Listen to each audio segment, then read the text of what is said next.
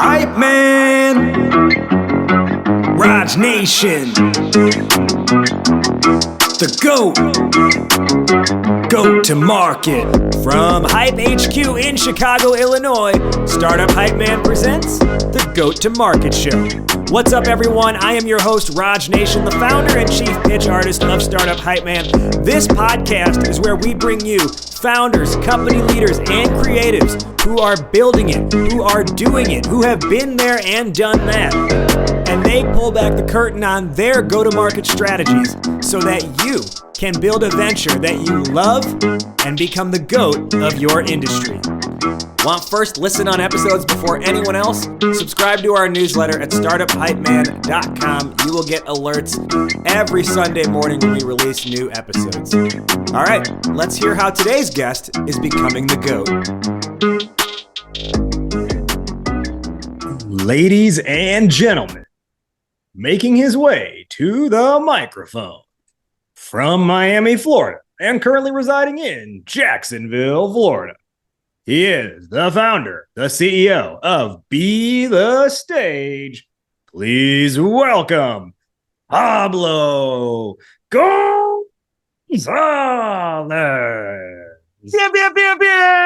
Let's go. I've been dying for this intro forever. What's up, Raj? He is Pablo Gonzalez, like I mentioned, with Be the Stage. What is Be the Stage? Well, they are on a mission to prove that community creation is the future of business development. And they've got a whole strategy and playbook around that involves content creation, content repurposing, and building relationship flywheels. Pablo and his company at Be the Stage have been the team behind an additional $40 million revenue channel created on behalf of one of their clients, specifically by using a community play. Pablo's also been written about in the book, The Ultimate Sales Machine and Belonging to the Brand. Pablo knows a lot about how to get your message out there in a way that builds community. And you might remember Pablo from season 2 of the GTM show, where he was interviewing me about the creation of the GOAT to Market album, where we called that season Making the GOAT. As those of you who listened to that would remember, Pablo was the creative director on that album. So him and I have a long well, not long in terms of time, but I feel like short amount of time, but a deep relationship that we have where, we're on a text message basis. So it's one of those things.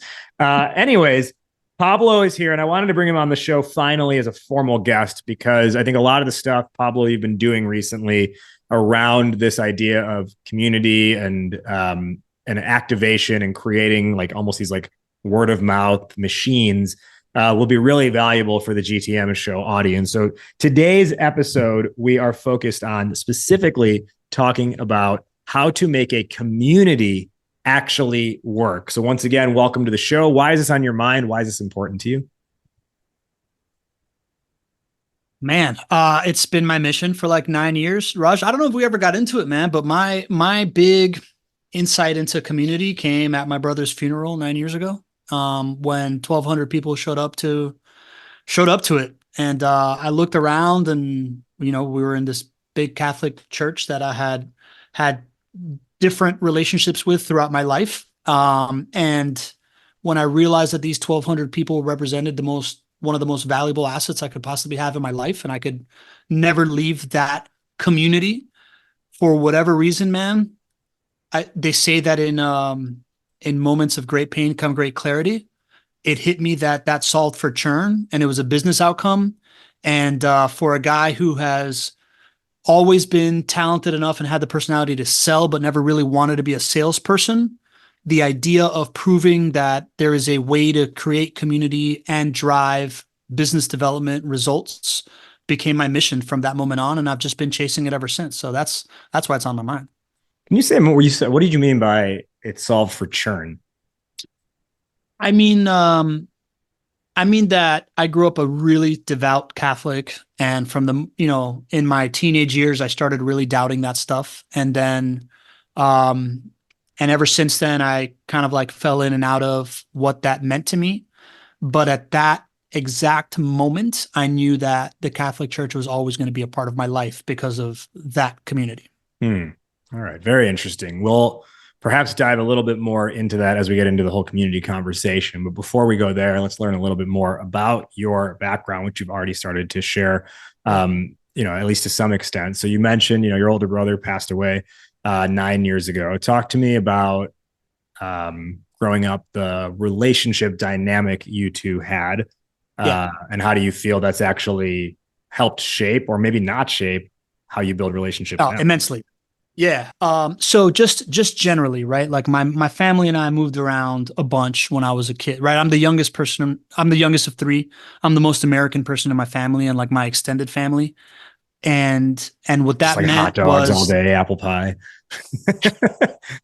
wrestling and baseball cards is the Yeah. way I put it. But so, that what that means to me is that while I've always had this very personable um outlook on life and an ability to connect with people, nothing has been more important to me than the ability to belong quickly and to make people around me feel like they belong. I've always just been very acutely aware of that because I've always been like an insider outsider, no matter where I am at. And that is why my core skill set of this like community creation thing I think is there. As far as my relationship dynamic with my brother, bro, it's a much more personal thing. But like having a brother that's 8 years older than you, and being a super competitive youngest entitled child made me somebody that kind of like used him as like an anti North Star, right? Like I'd be like, whatever he'd be doing that wasn't good, I'd be like, well, that's not what I want to do. And it wasn't until he passed where, all these people showed up to his funeral, and a bunch of people reached out to me for years after, man. And everybody that reached out to me to a T said some variation of, the reason why your brother meant so much to me is that whenever I was walking into a room and I knew he was there, I knew that I would feel like I would belong. And, this was this like really eye-opening moment for me of how little credit I gave him for the thing that I most admire, while giving him a bunch of credit for stuff that I didn't want to be like. And that also shifted my perception to how much more valuable are people around you than you give them credit for, no matter how close you are to them, even if they're the best man at your wedding, like my brother was, kind of thing, right? Like, so ever since that moment, I've just really leaned into the value of the other, from that standpoint. And I've been able to, while I always had that natural disposition to want to befriend and connect, the idea of I can learn from everybody in some way, and I can make sure that the people around me feel that they feel that value and are able to share that, has been the thing that I've really leaned into since that happened, and that's really shaped my career and kind of like my trajectory. I think in a way it's how we met in the first place, in person anyway. So if if I recall, I think the reason we originally connected online was I think you saw the Eminem Stan parody video, Carl, Yeah, that I did, the sales parody video yeah, a few years ago. And so I think you just reached out because you're like, hey, that was really cool. yeah. And probably a few months later, you reached out and were like, I'm going to be in Chicago for this event, but I'm getting a small group of people together for tea at the Drake, on this day. Would love for you to be one of them. And that's like a pretty cool offer, for someone who you're meeting for the first time. So I was like, hell yeah, I'll go to that. And I didn't even expect you to pick up the bill, but I think you did. Yeah. So that was, even more generous. But that's, I think that's probably a great example of that ability to like make people feel welcome, be able to create instant connections. And I don't think the average person is thinking about relationship building in that way, even, right? Like I feel like, I'll put it to you this way.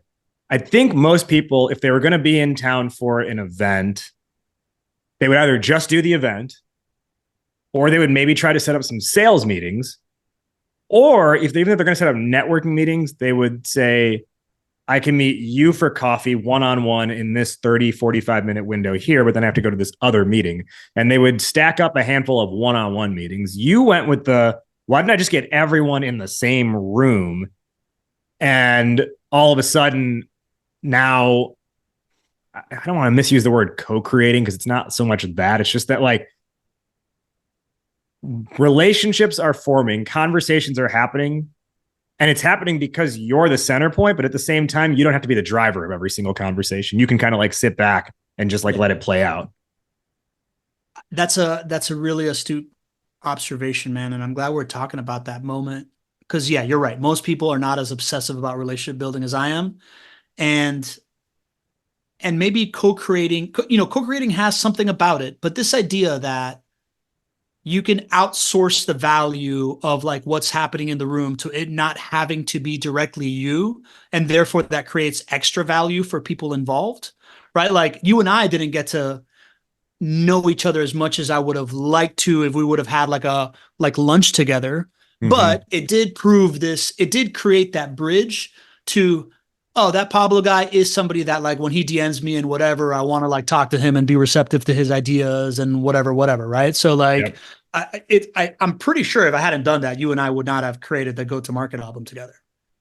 Yeah, no chance. Zero chance that would have happened. Yeah. I wouldn't have known who you were. I wouldn't have known anything about Yeah. your take on music, your Yeah. flavor, your perspective, any type of value. I wouldn't consider you as someone who could be valuable to create a hip hop album with. Yeah. Even though when I did reach out to you, my reach out to you was like, yo, I love the stand thing. I'm convinced that somebody's going to be the Weird Al of LinkedIn. Yes, I remember that. And yeah. I want to be the person that helps that person. I guess, yeah, you did call your shot in that respect. But I mean, I'm going to be honest. When you said that, I was like, yeah, sure. We'll see. All right, guy. Yeah. So it did take like the sort of the more intentional collision, if you will. And yeah, we talked a little bit that day, but not a ton, but enough that it built a certain level of trust. And I think that was what was important. Like it was, and not that I was even at that point like, oh, you're the guy I'm going to make an album with. It was, I know enough about this person to feel like I could reach out to him about this creative idea I have, at least to just get his take on it. Yeah. Yeah. 100%. That's it right there. It's just like the bridge of this is an attractive character that belongs somewhere in my life.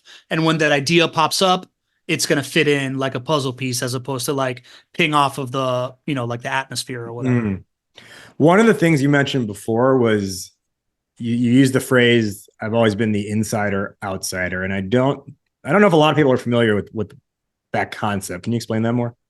I don't know if that is a concept to be honest, but like as I've gotten older, man, I used to think I was the only one. I used to think I was the only person that is perfectly meshed into two different cultures. And, when I'm not in Miami, it's people are like, your name is Pablo, but you don't look Mexican. And like, and then, and Hispanic people feel the same way about me, that I'm like way more American than they thought. And American people think I'm way more Hispanic than they thought. Even though they think I'm one of them, so that's just always been very present to me, man. Even growing up in Miami, I was the only Venezuelan out of all like my sons of Cuban friends, even though now there's a ton of Venezuelans in Miami, right? So like that was something I used to only share with my sister and my brother. And I now realize that I was just kind of like ahead of the trend of what America has become, right? We are a nation of a lot of immigrants, and we are, and like I think the violent difference between generations that's gotten even more exaggerated creates this feeling more for people that like get along with their elders, but also feel fiercely connected to theirs, right? Like the idea that we're sold this perfect sense of belonging where we should be and we should have friends that we've had forever, and that's just where we belong, versus the idea that you can belong anywhere but there isn't 100% of you anywhere there. I don't know, man. I've never really tried to articulate it, but for me it really was this idea that I was like too Hispanic for American people in my own eyes, and too American for Hispanic people in my own eyes, and too Venezuelan for Cuban people in Miami. So I just kind of always felt that, but I was always on the inside. I just never had my own exact clique, but I could fit into all of them. Yeah. I think I'm very similar in that respect. So the phrase I would have put on it is like dual identity. I visit my relatives in India growing up, and I'm like the American visiting them. But then in America, I'm the Indian. Yeah. You step out of your front door, you're part of the existing culture that's there. You step back into your front door, you're part of like the real culture you came from. And I mean, having perspective on it now, I do think it really does help in relation. It creates a different level of empathy and understanding for people that I don't know if that can be trained or taught. That's exactly. I would also add the word perspective, right? Like I think people that people that understand how life is outside of the US have a little extra perspective of the fact that, it's not all about delivery food in Walmart all the time. And like, you can't demand conveniences, and you're pretty fortunate to have a certain baseline no matter what, even if you're living in the US kind of thing. I think that adds to it, but empathy for sure. Seeing from the outside in has kind of been like the thing that really marks me, is this I've always sought to like look at the world from the eyes of the person I'm speaking to, as opposed to my own, because I felt like I didn't have my own view of the world that was like really, materialized. So let's build on that and talk me through the journey of how you start Be the Stage. Because I think you're a little bit different from the typical guest we would have on this show, in that you have more of a blue collar background, right? In like construction, real estate. Not that real estate is blue collar, but more construction, right? And I think at one point you were probably even like operating machinery, I think. Or a small period. And then, how does that turn into like essentially a career in content marketing? Yeah. Yeah, man. It's funny. I was talking to somebody a couple of days ago, and I was like, yeah, 5 years ago, I was the director of sustainability for like a hospital builder. Like, so different, so different than this like startup world that you and I kind of overlap in. I started my career. It's funny that you say I have a blue collar background, because I've essentially always come from a very like enabled, private school background, but I graduated college in like the early 2000s, and the world was under construction. And my first job was this like manager and training program to get to like division management level, for a roll up that was rolling up subcontractors that were catering to the track home industry, because that stuff was booming, right? And out there, I became they started me up. It was a Fortune 500 company, started me in Miami, moved me to California, became division manager of Orange County at 25. I was running like a $15 million P&L with like 120 employees. Out there, I got really into green building. Came back to Miami 2009, started a green building consulting company. It was the first business that I ever started. And 2 years later, I got acquired. Well, I got sucked up by my biggest client, and they gave me like an in-house job as a director of sustainability inside this like hospital builder. But what happened when I came back to Miami was I decided to like say yes to things anew and see my hometown in a different light. And one of the things I said yes to was starting a young professionals group for Habitat for Humanity, a charity down there in Miami, international charity most people have heard of probably. But that sent me down a whole different path of a different professional formation, where we started these young professional groups by the value prop was like, you'd meet somebody, be like, hey man, Miami's a flaky city. If you come to one of our events, you're going to meet people that care at least a little bit more about something else than just themselves. And our meetings every month are at the boardroom of somebody that's on the board of directors, who's an influential person in town. You get to meet them. They tell you about their career. And then we plan a happy hour or a volunteer event or a fundraiser or whatever we're doing. And we replicated that model across like 4 different charities. I got on the board of 4 charities, got into like, top 20 under 40 kind of like lists. And what I realized at one point was that I could use that same exact model of leveraging a small group of people that were interesting to get me to be the broker between a really influential person and them, via a micro event. First was for like recruiting for this like young professionals thing.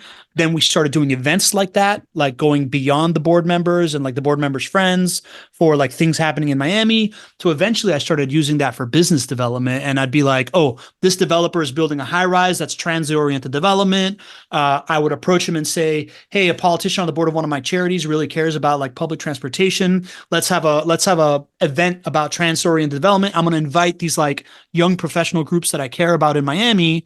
And they'd say yes, they'd show up. A couple of weeks later, we're backdooring a $60 million project that we had no shot at, 6 months prior. And that turned me into a business developer. And once I paired that insight with what happened, at my brother's funeral, I was like, okay, there's a formula here of community creation for business development. And I just basically didn't shut up about it, trying to like find a way to prove that thesis in a place that wasn't my hometown, that didn't take me 8 years to create, even with like an inherent advantage. Yeah. And I got that opportunity here in Jacksonville at this like startup that was a software for Amazon sellers, where this guy was pivoting, going more B2B. He's like, I need a biz dev like guy like you. Offered me some equity and a 1 year contract to come up here. And I essentially was so excited to get out of construction and go test this thing that I jumped into a burning ship. The software wasn't really working, right? Like this, like new launch wasn't close to ready. The developer quit the week that I quit my job. There was like a rip-off report on the founder, like the first month there, like everything was going wrong. We were churning people like crazy. And I'm here as like the new VP of business development. So when I went from this idea of having like live events in different cities for Amazon sellers to let's do some Zoom events in 2018, right? And You were ahead of the Zoom curve. I was ahead of the Zoom curve. And what I saw was that our 12 highest paying clients made up 30% of our recurring revenue. And I was not going to lose those people. Right. So every 2 weeks, we were just showing up and we'd have some value based on what we're seeing in the ecosystem, something the software was telling us, something we're learning from talking to people. I just read Never Split the Difference. Here's what I learned about negotiation. And then host like a powwow of people complaining about how like Jeff Bezos hates them and why are they shutting down their store. And what ended up happening is like they immediately all like became best friends. Right. Like the Serbian guy that trusted me the least to start the thing a month later was like on a call being like, I feel like my whole life I've been eagle flying alone on top of mountain. And now I feel like I'm eagle with other eagles and you are my best friend. So I'm like, holy shit, are we recording this? Right. Like, so we started recording the calls. We hosted a live event and using these like bits of like, oh my God, my company is failing. And then somebody giving them advice and us saying, are you suffering from this problem? We're more than just a software company. We're a community. And a month later, we'd have the same person be like, oh dude, you saved my life. Thank you so much. We hosted a small event with these 12 folks down in Panama. I took him salsa dancing. I gave him like a template to like present their business. And from that template, we realized that they're each really good at one thing. So we created a course based on the one thing we learned off of each person that we sold as a big like fundraising mechanism for the software. That was the big like first success that we had beyond this idea of like this like marketing content working really well because it was such genuine, like facing the camera, you saved my life stuff. And 6 months later, we hosted an event, put them on stage, and voila, like we solved the whole like customer churn journey problem. And after that year, I was like, cool, I proved my thesis. I feel like I got hoodwinked into joining this company. So I'm just going to go off and build my own thing. And early 2019, I just kind of like decided I was going to build a business chasing this North Star. And by the end of 2019, this company, JWB, that's a $120 million at the time real estate company, hired me. And year one, we built this like $40 million revenue channel off the back of a community. And now I'm written about in books. And here I am doing this thing for a living, man. That's essentially the arc. Pretty good arc. Yeah, it's been fun. The name Be the Stage is not just a name because if you actually sit with those three words, it has meaning. Can you share the philosophy behind the name? Yeah. To me, it's more valuable to be the stage than to try to be the star on the stage. Said another way, I'd rather be seen as a kingmaker than to be seen as somebody that wants to be king. Because everybody that wants to be king is going to want to be your friend if you're the kingmaker, right? Whereas like if you're like showing up trying to be the king, everybody wants to compete for the throne. So to me, it came from another insight during that time. After I went in as director of sustainability for this construction company, it got bought out by an international conglomerate. My title was kind of like all of a sudden like, what do you do? So I was looking to become more valuable. The CEO had turned over a couple of times. He got invited to speak at a panel for smart cities in front of the Economic Development Agency of Miami. Last minute decides he doesn't want to go, sends me in his stead. I get there and I share the stage with like the head of Cisco Systems for Latin America and the head of the Smart Cities Initiative for the World Bank, and me, who's like early 30s, thinking I'm about to get fired because I provide no value for my company. And when I get off of the stage, there's like a line of 7 people deep waiting to talk to me. And everybody's like either a vendor trying to sell to my company that thinks I have some kind of like authoritative power, another developer that's like, hey, what's it take to hire a guy like you? Or like my buddy Will Beckham that I met that day that was like a young man looking for mentorship. And what I realized was that the brain justifies what it sees, right? So if you are in an audience and you see someone on stage, you automatically attribute value to that person because they're there and you're here. And my head immediately went to, oh, I can do this trick. I can provide the stage for others and provide value for them in this way, in a way to then show up as a valuable person in their life and close deals with them, which is what led me to starting to host events with developers and stuff like that. So be the stage is this philosophy of like, if you can become the stage where people get known, then you get to control the conversation around the problem you're solving. And I mean, coming back to how we first met in person, sounds like that was on a small scale, that was an example of creating a stage, right? You brought, I don't know, a dozen people, maybe a few less than that around for tea. You created the opportunity for people to meet and talk and get their ideas out without having to be the guy who had to control everything. That's it. You figured me out, bro. I think that way for everything, right? Like, I don't know if you've ever gotten an intro from me, but like when I intro to people, I literally think of it as 2 stages. Like, how can I say like, Raj meet Nate, Nate meet Raj. Nate is, I've met him because of this. He's awesome because of that. I have no doubt that he can do this for you. Nate, Raj is like the hype man. I met him because he made this like bomb thing. I have no doubt he can do this for you. Happy connecting, right? Like I think of like, how do I put 2 people on a pedestal next to each other so that one person says, oh man, this guy sounds really interesting. And oh man, Pablo's making me look really good. And they both become attractive characters to each other. Yeah. It's this concept of platforming others. Yeah. So we've used the word community several times thus far, and I don't know if we've narrowly defined it. And I think the average person, if they look at, let's take a tech company and says, oh, community, it's like they're referring to their Slack group. They're referring to their mighty network. I mean, we have Go-to-Market Club that is, it's an attempt at community. But I have a feeling you're going to say, well, a Slack channel, a mighty network on its own, a WhatsApp group on its own is not community. Correct. I would consider that the watering hole, not the community itself, right? Like when you think about business outcomes that can happen from community, there's a couple. I am concerned with business development outcomes, right? So like my definition of what creates that is a purposeful interaction between the company, super consumers, and prospects, right? So like if you can get people that are all in on you, having a conversation about you with people that are deciding whether to be in on you or not, that to me is client acquisition through word of mouth, right? So the community to me is that like, is the fact that is happening. It's those like interconnected relationships that provide the social proof.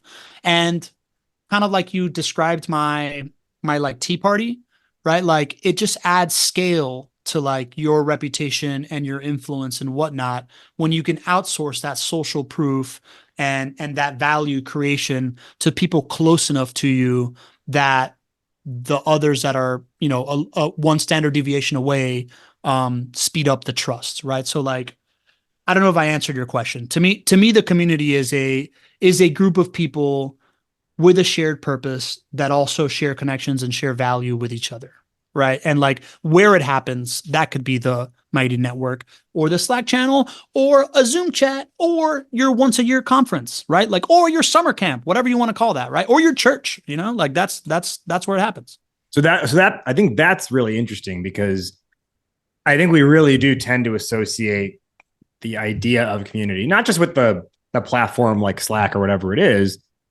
but almost more than that, like this idea that there needs to be interactions all the time that are happening. Like it's not a community unless people are talking every single day or every few days. And you're over here being like, well, what if you had a once a year conference? That's actually a community. Now, most people would be like, no, that's an event. So give me the counter argument that that is a community and not just an event. Are people keeping up with each other throughout the year and then reuniting at this event? If you are like refreshing it every single year, not a community, it's an event. But if you are driving interconnections from people and like events where they, it doesn't have to be events, it's just any kind of opportunity where they get to like share value with each other beyond it just being top down from you. That to me is a community. Okay. So I think a lot of brands, particularly in startup world, want community. Many say they have community. It's arguable if they have it or not. But at the same time, I think there's also a pretty decent struggle to actually not just create, but embrace, oh, we should do a community play. Because it just seems like it takes forever for it to like, you've talked before about like the flywheel effect. It seems like it takes forever for the flywheel to actually take effect. So how do you approach community then, knowing that it's a long-term play? And some of these companies, especially if they're early on, they may not have a whole lot of time. Yeah. This was a big aha moment for me early in 2019 with my coach, my buddy Jerry McNamara. When I was out there, when I was out there set on like selling community, he's just like, hey man, you need to solve a Monday morning problem or else no one's going to buy from you. Right. Like, and at the end of the day, nobody gets the Sunday night scaries because their boss expects a community tomorrow, but they get the Sunday night scaries for a lot of other things. Right. So for me, the ability to sell this stuff and to get people to succeed with it lies in figuring out ways to get short-term wins on the way to community as a way to build a community. I don't know if you want me to expand on that from there, or do you want to like, go for was it. that what you asked it. me? No, go for Yeah. it. So examples of that is, in early 2019, early 2020, man, everybody wanted content, and really quantity of content was valuable, right? So being able to co-create content with people via a podcast, via a webinar series, and these kinds of things was an inherently valuable thing for people. And that's how I got in the door with JWB. Because at the end of the day, they just wanted a way to sell properties to people that had never met them before, that didn't come from like a real estate education program that they were already paying giant referral fees to, right? So we created this like online talk show that we went live twice a week with. And because we did a couple of things around this idea of making it obvious that we were trying to empower people, highlight other people in our ecosystem, get them to succeed beyond just like buying properties with these guys and investing with these guys, people kept showing up. We had a shared identity that we created. People kept showing up. And the first couple signs was, man, people we're bringing on the show are doing business with us. This is great. Right. Like, so that idea makes a lot of sense. Right. I think other really great ideas is how can you productize the thing that you are co-creating? For example, what you're doing with Active Campaign, this idea of co-creating an online course that you can teach people through a cohort to go through a journey, to use the same tool together, and also create this environment where they support each other, I believe is going to drive a major sense of community with these folks that are inside of your go-to-market community. That's going to create this like ongoing sense of belonging, because now they all like each other, they've all supported each other, and they're going to communicate through you because you're the one that brought them together while using this tool that you have just taught them how to use, right? So like that idea, whether and let whether me just for everyone who's not familiar with what you're talking about. So at least as of this recording, we just recently announced and officially selected the first cohort, and perhaps only, I don't know, we don't know if we'll do it again, but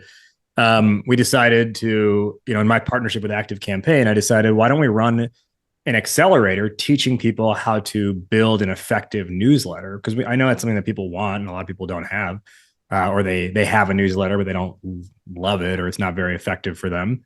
So, we got together and said, all right, let's launch. It's going to be called the Newsletter Growth Accelerator. It's going to be a relatively quick program. It's like, it's 5 sessions that happen over 3 or 4 weeks. And we're going to get people to launch or relaunch a newsletter designed to be a pipeline driving engine. And it's a free program. The caveat, I don't even think it's that much of a caveat. Just the only term is really, you have to use Active Campaign during the program, because that's what we're going to be teaching off of.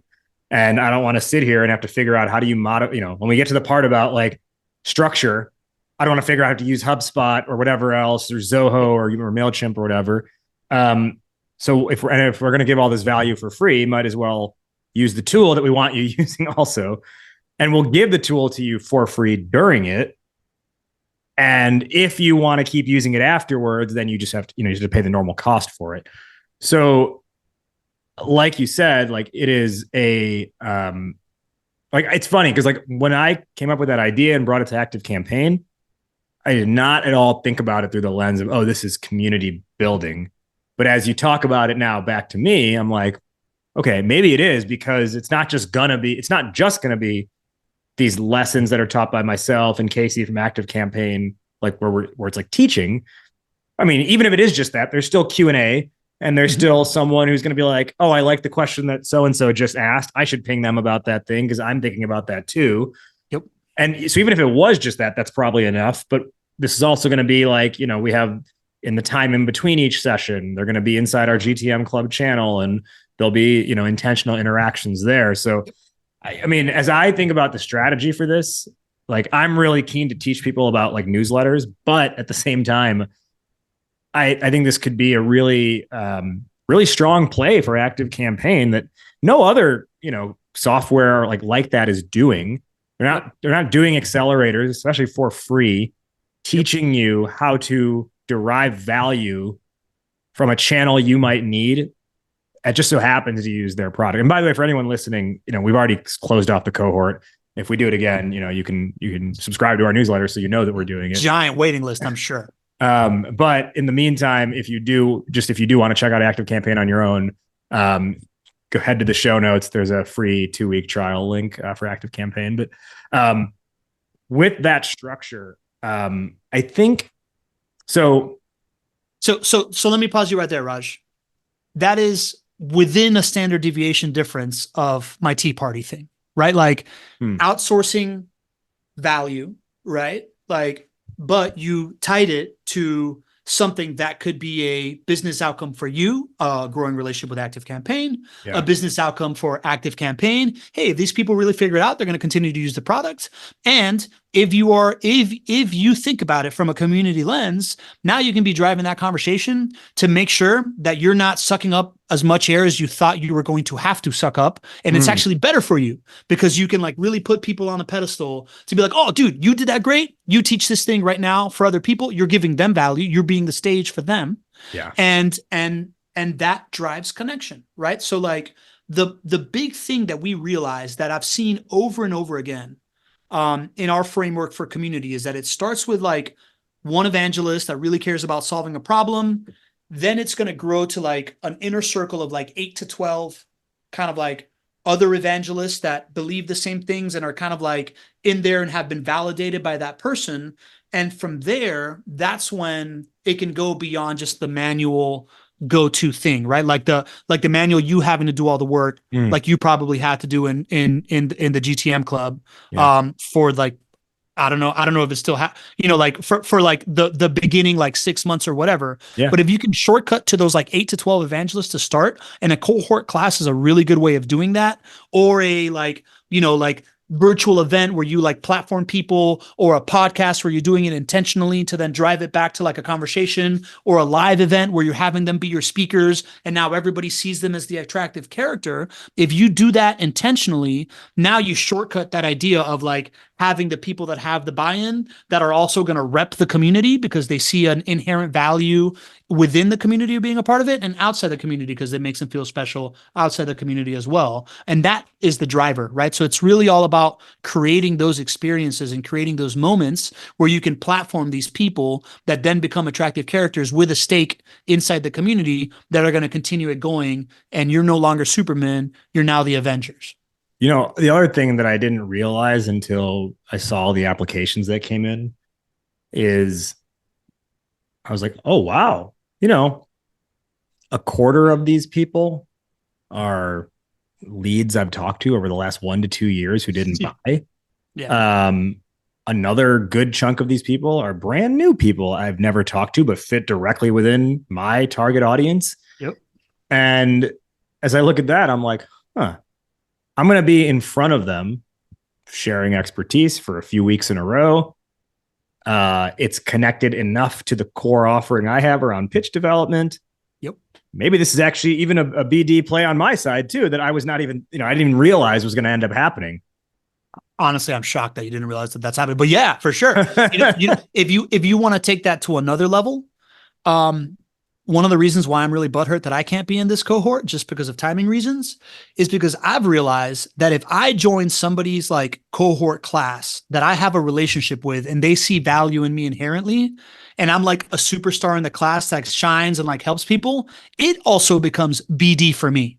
Right. So like the author of The Ultimate Sales Machine, Amanda, she hosted this like Dream 100 cohort workshop. I showed up there and I was just like Mr. Superstar student in there. And she was always like, oh yeah, Pablo, who built a $40 million community off a podcast and blah, blah, blah, because she knows me well. That filled up my pipeline from her cohort class as well. So, right. Like if you start, the mindset shift is like taking this idea that you think the attention vector only goes one way from like star on the stage to audience and figuring out how you can create the different attention vectors between the people there. And then go as far as sprinkling in content that then allows it to scale. That's the mindset shift, right? And if you can create these events, I call it experiential content marketing, right? It's figuring out these like moments in time that you are getting people that already are in on you, and people that you want in on you, and people that are thinking about being in on you, all in one place to like you show a little bit of value, let other people show a little bit of value, create a little bit of content around the people there, not just myself and the event itself. And that makes others want to show up because they see the value in the room and they see people in the room that show value get to like shine outside of that room as well. So, okay, a phrase you use, experiential content marketing. Everything we've talked about, I just want to make sure I understand this correctly. Everything we've talked about so far, are you saying it falls under like, these are all examples of experiential, like community building is really experiential content marketing? Is that the relationship that we should be creating? I think community building can be done a lot of ways. I think if you want to have short-term wins, as you are building community, experiential content marketing is the way you got to do it. Okay. So, earlier we were talking about the idea of the long-term win and the short-term win. In this play, like come back to like, what is an example of a short-term win, but not just what is the example, but like, how do we actually measure this stuff? Is it effective or is it just a waste of time? Yeah, man, I'm in on this. At the end of the day, what you aim to create through a community as far as revenue goes is more revenue from less leads, right? Like less people that are having to interact with your operation and creating operational burden within it, turning into more revenue, right? And we saw that. This is what we see as time goes on with our clients. With JWB, it happened in 1 year because it was 2020 and we were there at the right time where like it all shifted, right? And we completely flipped their funnel. But the first thing that you need to be thinking about is, all right, you're creating experiential content marketing experiences, right? So like, is the content that you are creating from it something that's going to help you accelerate your pipeline that is already there, right? So like are you getting social proof about what you're doing that you can then serve up to somebody that's already thinking about you, whether they were there or not? Are you creating other insights of like how this, the why, what, how of like how your product helps people? Like you should be doing the why on your own, but the what and the how can really come from these experiential content marketing plays. Coming from somebody that's not you, right? So like if somebody like you is just like, oh yeah, I use this product because it solved my problem like this and I used it this way, and that describes exactly where you're coming from, or they look like you, or they have a similar company than you, you're going to trust that way more than me being like, oh yeah, we do a million things for companies just like you, right? Like if you see somebody saying it, that's it right there, right? So like to me, the short-term win is like, are we getting that content, and are we now using that content in order to like drive pipeline in a meaningful way? The way that I measure this overall is you have these events that you are designing. You have to understand your sales cycle and give yourself a time frame from the event that is within the sales cycle. With JWB, it takes about 22 days to put a property under contract, right? So we measure how many people have closed on a property within 30 days of having attended one of these events, which is which is a webinar, but is branded as a talk show, but it's a community play because the same people come all the time. And there's like a whole like country club happening in the Zoom chat. Not unsimilar to like what Chris Walker was doing with Demand Gen Live back in the day. Right. So, explain that. I don't know if everyone's familiar with that. And actually, I'm not even familiar with it. So. Yeah, man. So Chris Walker built Refine Labs, which has been like the darling of like the marketing world on LinkedIn, off the back of a very similar thing. He was doing once a week Demand Gen Live, where he would show up, he would let people come on to like share their insights in marketing and answer questions and deliver on like education for people trying to become better marketers. At the same time, he was publishing that on his podcast. He was publishing that stuff on LinkedIn. So it was making him look smart, answering questions, and expressing his viewpoint of how you generate demand in the event marketing world, not in the event, in the demand generation world that he knew was getting shared left and right by people like, oh, dude, this guy said something really smart, and that was leading to revenue for him. So similar to what we did, but yeah, continue. What were you gonna say? I just wanted to make sure we knew what Refine Labs and what Chris Walker was doing with his event. So yeah, man. So I think he built like a $20 million kind of like marketing agency in like 3 years based on like the back of like doing this thing at a higher level than me, because he's actually a marketer. I'm a construction guy that just figured this out 5 years ago. Right. Okay. So, come back to your JWB example. So you're looking at like time to revenue from an event. Yeah. What are the other leading metrics? Yeah. So time to revenue at a specific distance that you create from an event, like from the people that showed up to these events, right? Yeah. And by the way, we're not getting hung up on like first touch, last touch, middle touch attribution. If somebody came to one of these within 30 days of closing on their property, like it influenced it, right? Like they showed up, they saw that a bunch of other people believe in it. It definitely helps, right? Then we also measure the results between the people that have shown up to this ever versus people that have never shown up to any of these events, and the difference between that. And what we see is there's a higher average initial contract and there's a faster speed to sale, right? Like there's a faster, there's less time in pipeline, right? Yeah. So, I find that with the pitch workshops that I do. Correct. The leads that get generated out of that, the time to close it's honestly, a one call close is not unexpected.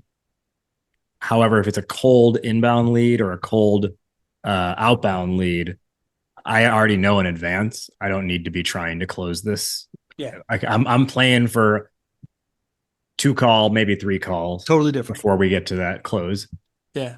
Yeah, totally different. And I don't know if you have this data or if this has ever been a data point for you, but like, I don't know if you've ever had anybody that you've had a call with that you're like, oh, by the way, I'm doing a workshop, you should show up. Like, I feel like those people, they cook real quick, bro. That's like the sales microwave, right? Yeah. Yeah. When the timing aligns well enough. Yeah, definitely. I say, hey, come to this thing. And I'll even be like, by the way, if you come to that, there's a discount built into then For sure. working with me. Yeah, for sure. For sure. Right. So Cause there's even an it's incentive. less of a headache. It's a better client for you. Yes, exactly. So, and then we also look at overall non-direct attribution revenue close, right? Like year Okay. one for this company, they had 1,200 leads coming in from the website and they closed 21 deals Q1. By Q4, there was like 700 leads coming in from the website because they had just gotten featured on the front page of the Wall Street Journal. Q4, they had like 700 leads from the website and 68 deals closed coming in off the website, right? So like you also attribute that, right? So it's like activity that happens within a certain time frame from an event from the people that attended the event, difference between people that have attended events versus not attended events, and then non-attributable revenue and increase in what I call digital word of mouth, right? Like this idea of like people are coming in, they're just more convinced of who you are and you're having a better job doing that versus like a completely cold lead.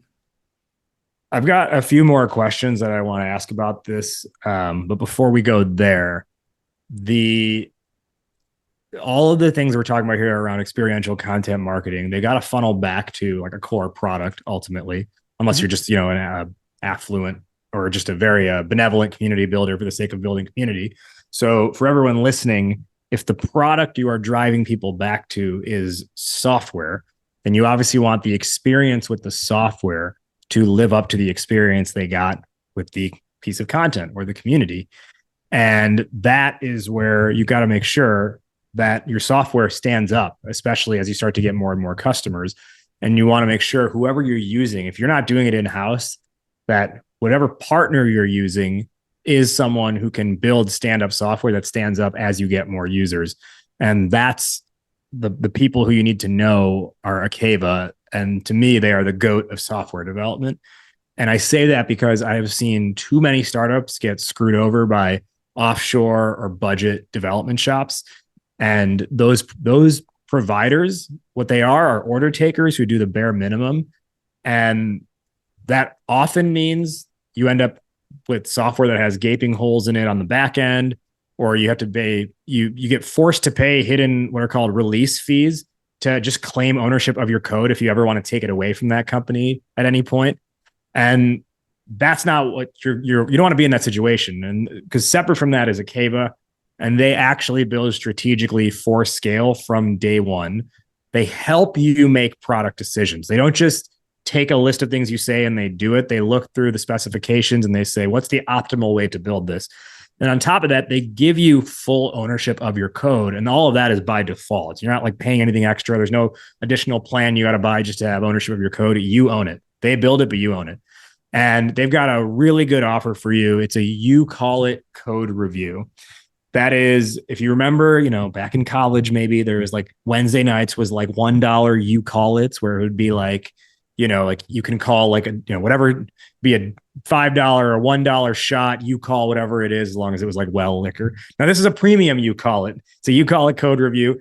Hit up Akeva. As long as you qualify, they will review the most critical parts of your code so you can see exactly what you would need to launch or scale. And they will do this completely free. And then here's where the you call it comes in. You call it from there.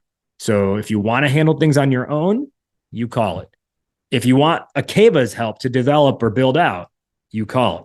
If you want to take it somewhere else to a different provider, you even call that. So I'm saying it's a crazy good offer. No one else is doing anything near this. So if you're ready for that, you call it or code review. And if you're ready to get goated, see if you qualify for that review by heading to akeva.io and just filling out the inquiry form. That's Akeva, AKAVA.io, akeva.io. Fill out the inquiry form. Tell them Startup Hype Man sent you, and you'll be on your way to becoming the GOAT with your software. So let's assume I can't hear Akeva without thinking about that line from Sincerely Yours. You're like, created like we Akeva. Yeah, there you go. Yeah, they're so good that they have been shouted out in a rap lyric on the Go to Market album. Shit, creating like we Akeva. Yeah. So let's say you have the stand-up product behind the stand-up front-end experience. So coming back to that front-end experience, yeah. You talked about some of the metrics there that are Raj, real quick, because it kind of dials into what you were talking about with like how Akeva helps people, man. But like I think you really gotta to have it tie in. This is why I'm such a fan of category design. you want the experience of the event to be in line with the problem that you solve. Mm. Right. So this idea, like it's going to be, that's why this active campaign thing that you're doing to me is particularly like so genius. Cause like you're using the tool to teach people how to like solve a problem with the tool, with a bunch of people that are trying to grow newsletters that could definitely use your idea on like messaging and whatnot. Right. Like Yeah. that to me is perfectly seamless. It's gotta be in line with that. Right. Like, so it just made me think of that when you started talking about like how Akeva helps people, because it really, like, you've got to be solving a problem for people with community. There is no community that will happen just because you're like, hey man, here's a gazebo, use it for community. Like it's got to be like, yo, here's a garage with tools and we're building surfboards, use it for community. You know what I mean? Like it's got to be that, right? Unless your community is surfers, right? Well, that's what I'm saying. Well, that's what I'm saying. Like you got to like give people It's got tools to and a align. mission. Yeah, yeah. There has to Yeah. be a clear alignment. Yeah, Yeah. it's if this accelerator goes the way I expect it to with Active Campaign, I think this is a knockout idea that more brands should invest in. And you best believe I'm going to go to the other pieces of software that I use, Yep. and I can go to Calendly, which is a software that I dearly love. Yeah. But they're not paying me a dime. I'm paying them. And Yeah. I will go to them and I will say, why don't we run this program on sales development? But it's brought to you by Calendly, and everyone gets a free Calendly account for the duration of the program. And I'm going to show them how they can set up Calendly in a smart way to architect their sales process the way I do.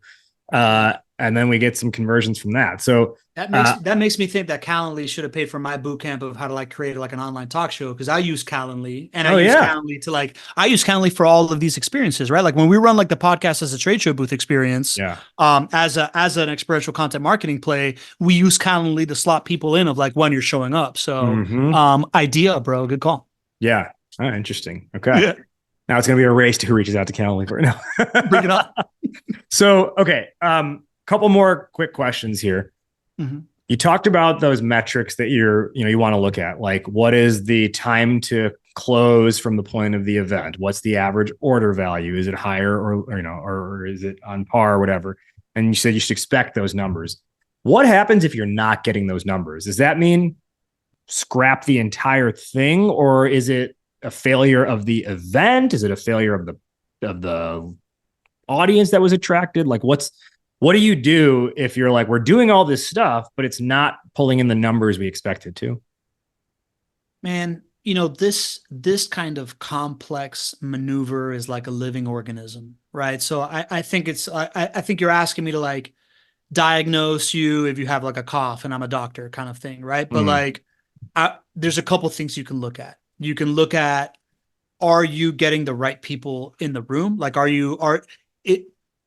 I'll start at the top, man. It all stems, like we talk about that relationship flywheel thing that I like to talk about. To me, it's value, connections, and content is the flywheel, but it all starts with value, right? Like if you're not putting out the right value for the people, is that the graphic that's behind you, by the way, in your it is here? Yeah. I can only see half of it.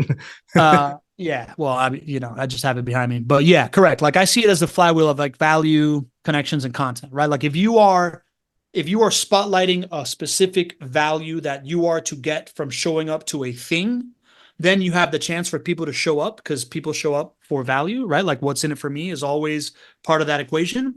Once you get them there, then it's like, how can you drive these different vectors of connection between host and guest of honor, between host and audience, between audience and guest of honor, between audience and audience, right? Like those are the connections you can drive. And then how can you create content from those different vectors of connection and those like aha moments that you can showcase to promote how valuable this event is for everybody involved, which then adds to the next value of the next event, right? So like I would always start at the value piece. And are you really generating value for people that show up, and are you attracting them? Like what's the bait, man? Like, like there's always like a little bit of bait of just like, you can get famous in this space if I'm doing a good job of repurposing the content of like people around it.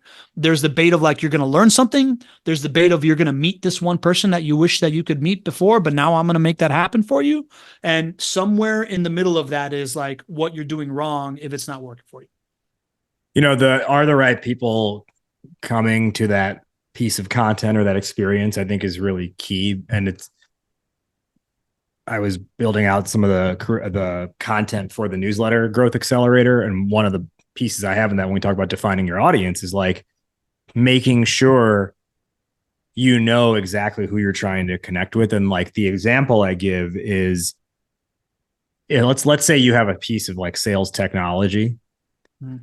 There is a difference between building an audience of a salesperson versus the sales leader who's the buyer of that technology. Mm-hmm. And it's really easy to conflate the two and create all this material that is just focused on like how to sell. And if your strategy is going bottom up, that's fine. But you have to understand up front who are you really going for here and what strategy do you want to play? Because I see that happen a lot where you can get trapped in like but we had all these people engaged, none of it converted. And it's like, but they're all in our demographic. And it's like, they're part of that ecosystem, but are they the people who you want to actually be getting in front of, or are they one step removed from who you want to be getting in front of? Yeah. Who are you going for and what's valuable to that person? Right. Yeah. So long-term, we've talked a lot about like the short-term wins along the way. Yeah. Long-term, I'm not so much concerned here about like the metrics. Yeah. I more so want to know like, what does the company look like, feel like, what's happening in that, paint that picture. Yeah. Yeah. Long-term, you're a beloved brand in your space, right? Like long-term, you have the event that people go to every year. Long-term, you are you're the, to me, this is like scaling the whole being like the guy that knows a guy thing, right? Like long-term, you are the answer to more than just like your product. You are the person that you are like the center point of the conversation where people go to figure out how to level up in the thing that you're trying to do. Whether it's through like the events in your space, whether it's through opportunities to like have better partnerships and like people bringing in, but like long-term, it just becomes a very like inbound attention thing where people are bringing you opportunities as opposed to like you going out and having to chase all of that stuff, which metrics wise leads to lower CAC, higher LTV. I want to, before we head to our wrap up, I want to hit on one question here to kind of summarize all of this. A brand, a company, product, insert whatever categorical identifier there, that is not thinking about or investing in experiential content marketing is what, versus a brand that is thinking about and investing in it is what?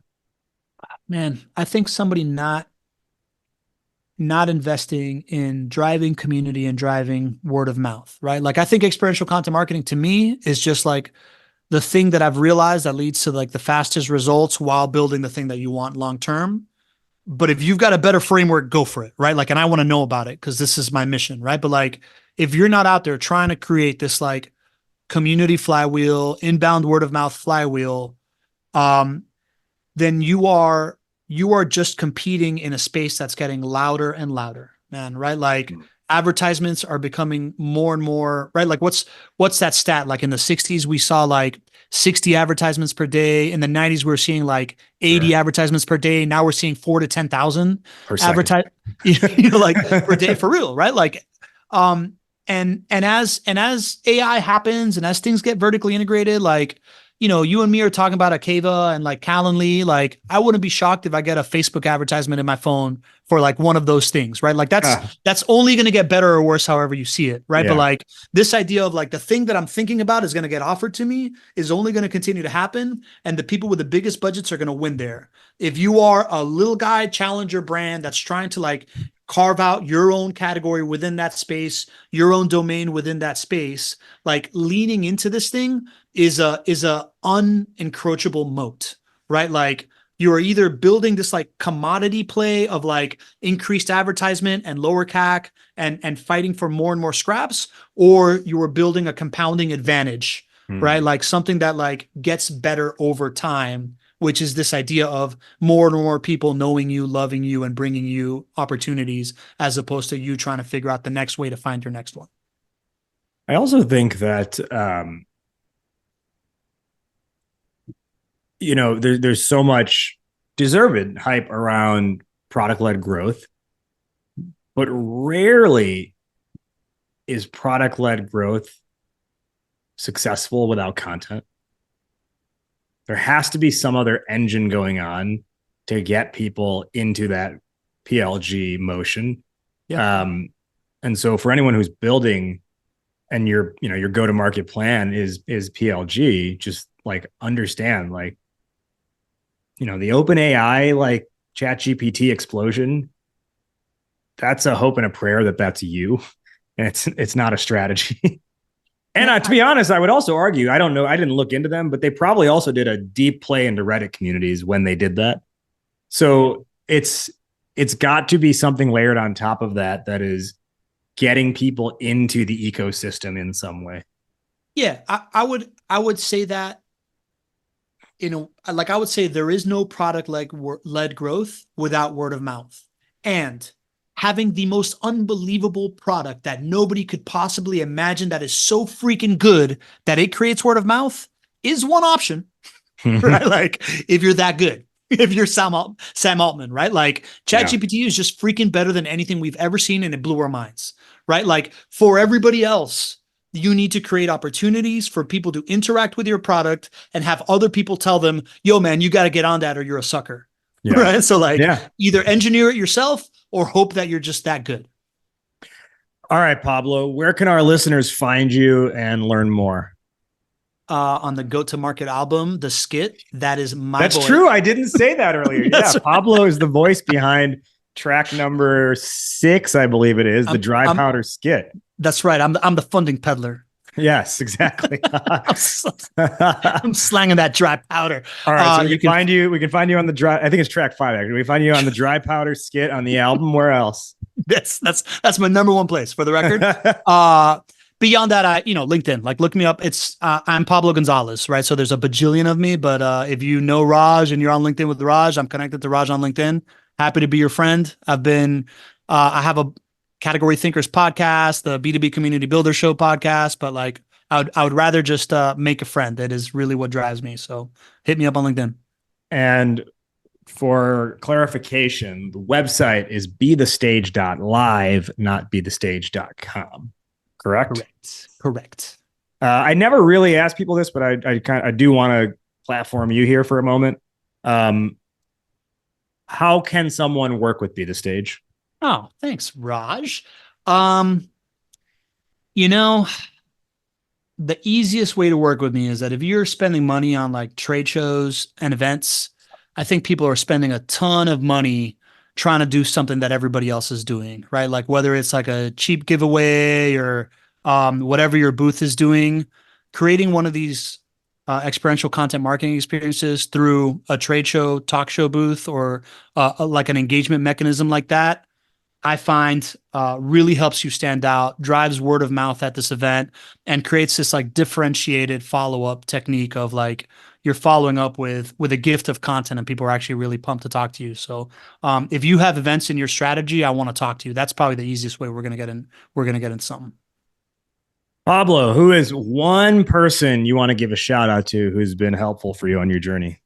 I mentioned him earlier, man. It's Jerry McNamara. He's my coach. He's a guy that's been CEO for like 3 different companies in 3 different verticals and taken them from like 7 figures to 8 and 9 figures across different things. And, like having a coach that doesn't just tell you what you gotta, like how to do what you're trying to do, but helps you figure out what it is that you got to do next because he's been there before as a CEO at different scales has been huge for me. So Jerry Mack.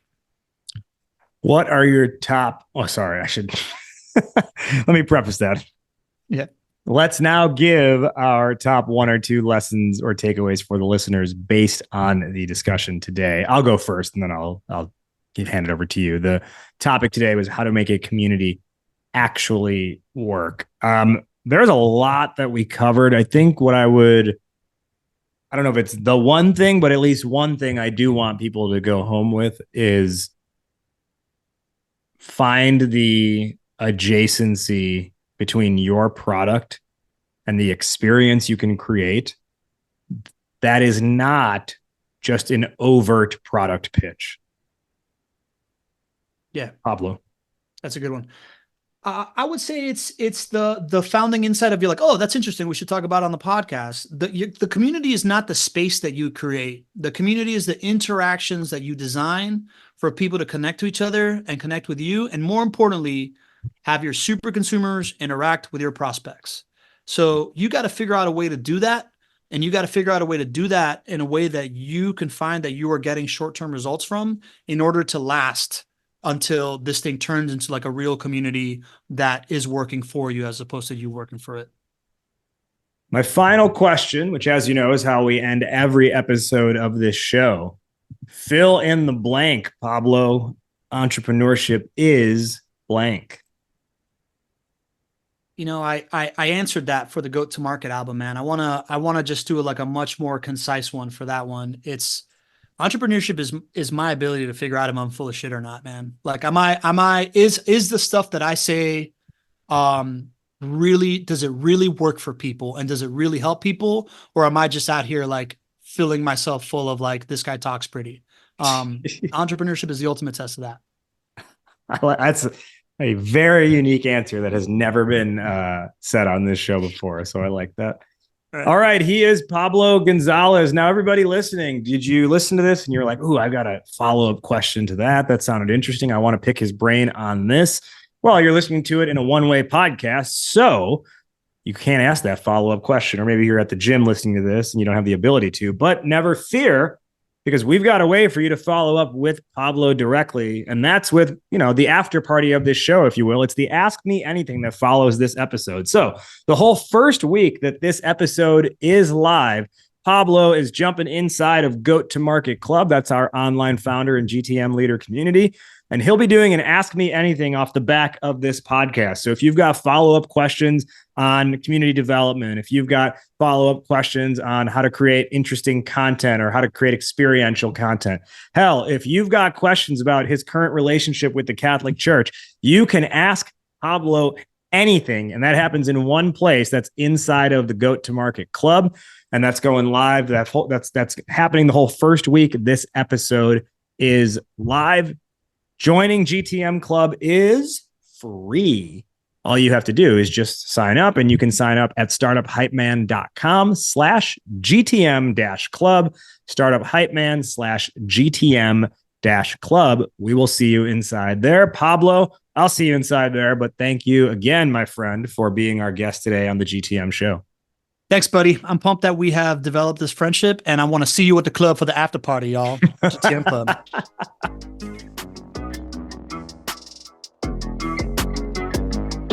That'll put a bow on this one. Before we head out of here, a couple quick housekeeping items. Number one, did you like what you heard? Well, give us a subscribe and a follow. Maybe share it with one friend who you think would find this valuable. Number two, remember that Ask Me Anything I told you about at the end of the episode? That goes down exclusively inside of Goat to Market Club, our online founder and startup community, and you can access it for free. Your membership is 100% free at startuphypeman.com/GTM-club. Number three, need pitch help? Startup Hype Man is your man. Whether it's a fundraising narrative or a go-to-market or category narrative, we've got you covered to make sure you have messaging that doesn't help you just go to market, but of course what? Helps you become the GOAT to market. All right, we will see you next week here on the Goat to Market Show. Thank you for listening. And remember, why be a unicorn when you can be the GOAT?